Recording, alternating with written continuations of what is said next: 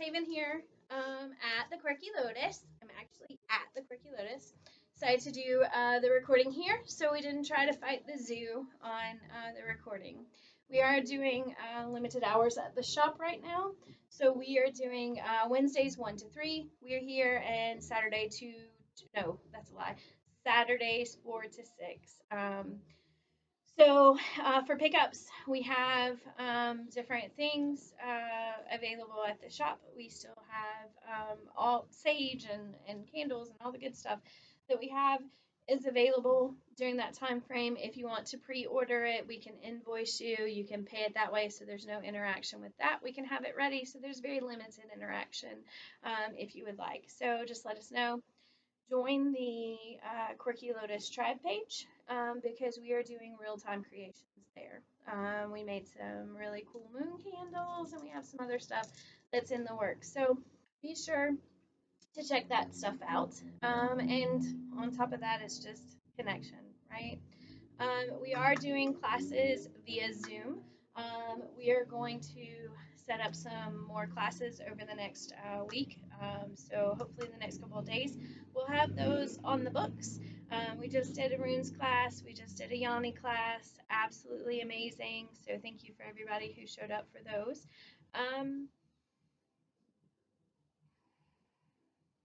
Deep breath. Deep breath seemed appropriate, right? I really have no idea what we're going to chat about. I think I do. That's a lie. I think I do. So let's jump right in, right? Um, we ourselves are trying to isolate. We are trying to honor social distancing. Amanda's in lockdown at her house. I am in pretty big lockdown at our house. We go get essentials, and my husband still goes to work and come to the shop. And then, teenagers are going stir crazy because nobody's coming over and all these kinds of things. A lot of adjustments in the air. I have pulled cards on it on a pretty consistent basis. You grab my cards out of my purse. So I've been pulling cards on it to the point of where my cards are like, stop asking me the same question, right?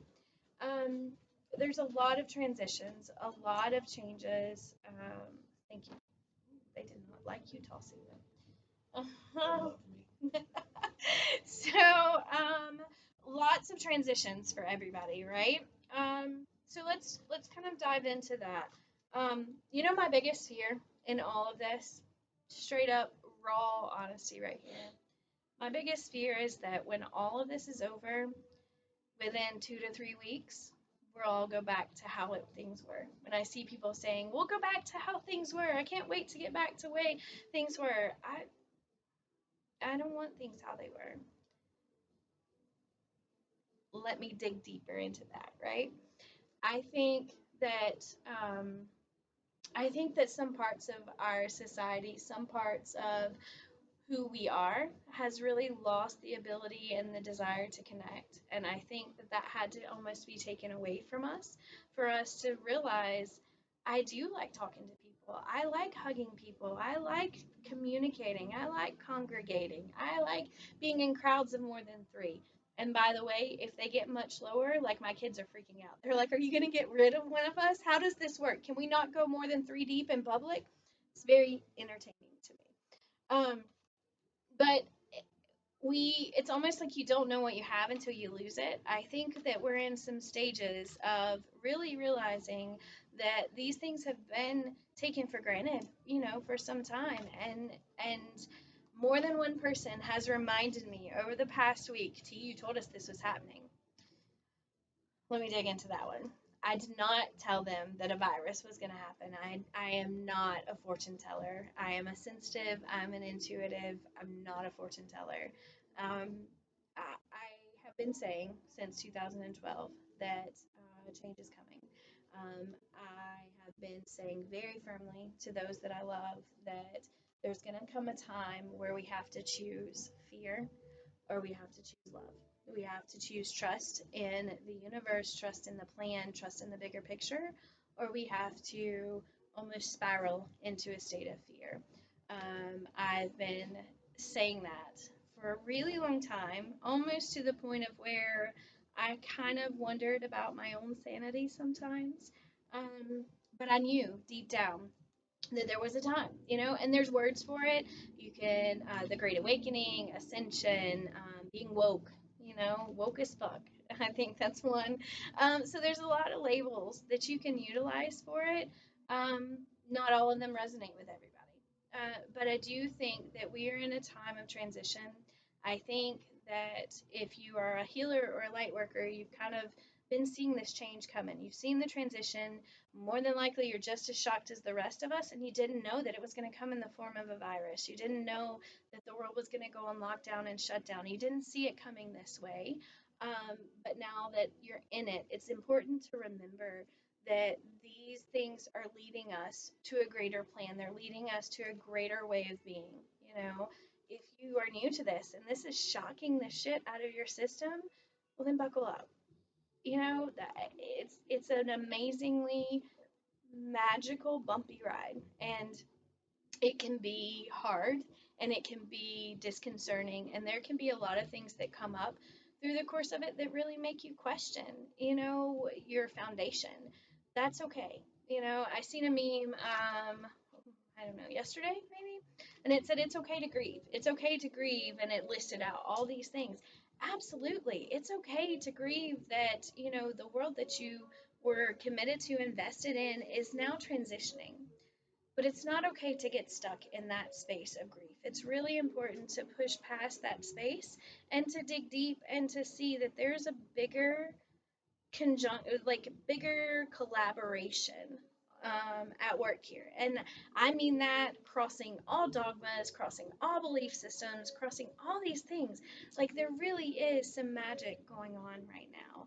There are people who are connecting via the internet that would have never slowed down to connect before. There are people who are checking things off their to-do list that they, swore that they didn't have time for. There are people getting to spend time within the space in their own house, and really having um, that time.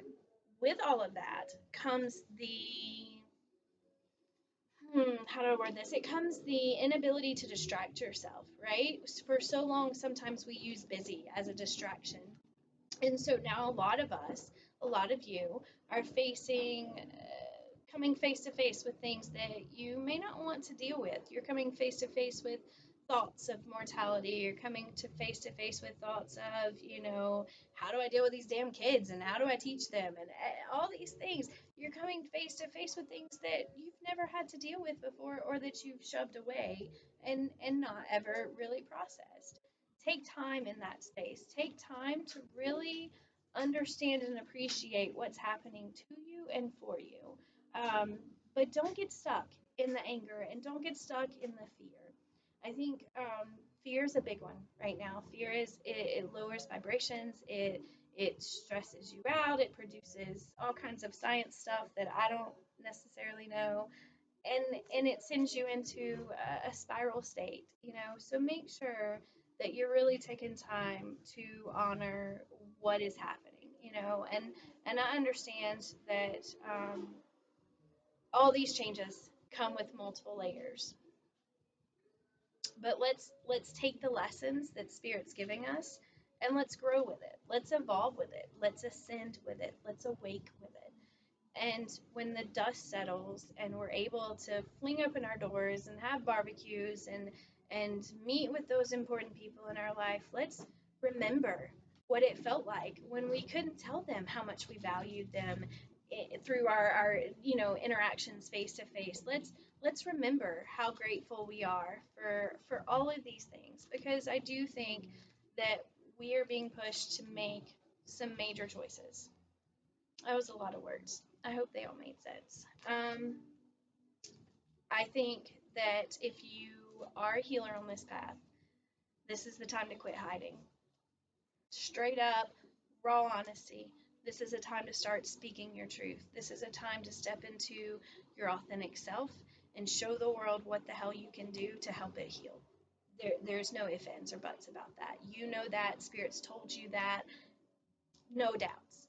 if you're new to this, this is a time to stop being scared to reach out to the weirdos in your life. I posted something on my personal page of like the when all the normies in your life start to see their world fall apart. Like, and I said, the weirdos in your life have been preparing for this. Reach out to them.